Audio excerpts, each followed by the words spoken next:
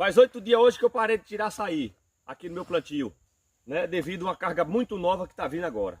E eu aproveitei esses 8 dias para me fazer um pente fino, dar um talento, um capricho mesmo no meu plantio, né? Rocei, adubei, revisei a irrigação, tirei todas as palhadas que estavam jogadas por cima do plantio, detectei as formigas onde elas estavam, fui lá, combati, né?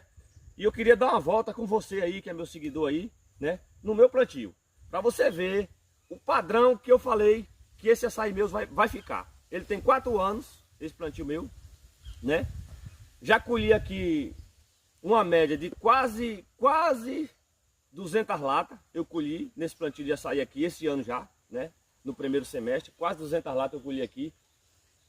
E a gente deu uma parada de 8 dias, porque tem uma carga muito nova, né?